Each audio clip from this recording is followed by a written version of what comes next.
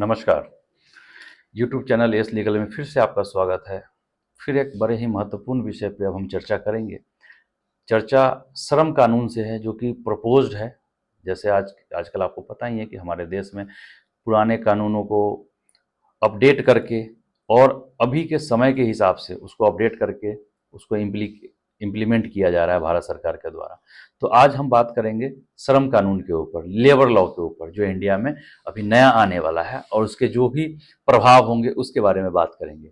तो वीडियो को शुरू करने से पहले आपसे अनुरोध है कि कृपया करके आप हमारे चैनल को लाइक, सब्सक्राइब और शेयर ज़रूर करें और अपने जानने वाले मित्रों को भी बोलें ताकि उन तक भी जानकारी पहुंच सके। क्योंकि जो भी जानकारी हम डिस्कस करते हैं इस पे, वो एक आम नागरिक को जानने की आवश्यकता है।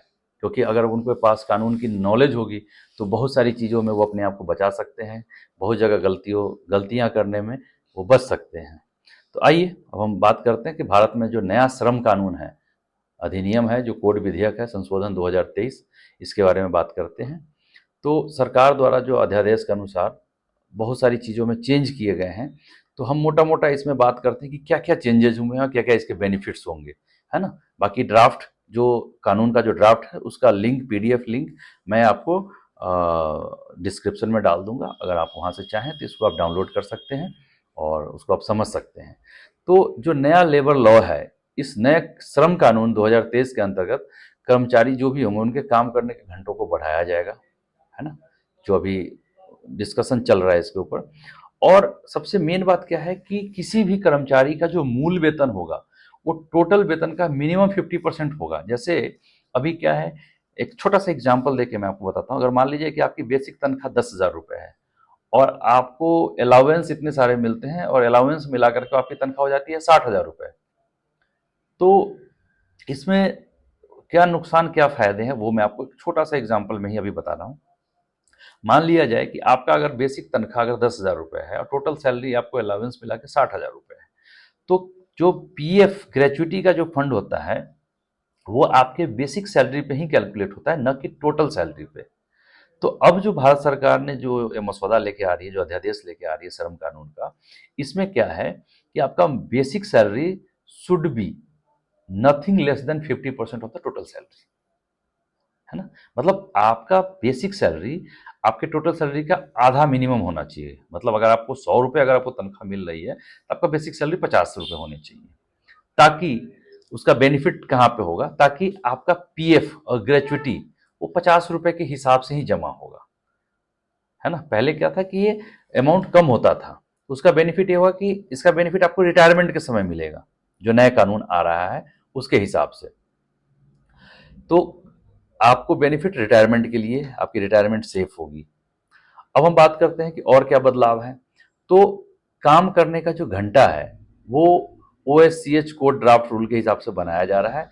इसमें minimum 48 hours in a week काम करना होगा और इसमें जो एम्प्लॉयर है, मतलब जो कंपनी है या जो संस्था है जिसमें आप काम कर रहे हैं, वो उसकी आज़ादी होगी कि उस काम को 4 दिन में कराए, 5 दिन में कराए या 6 दिन में कराए।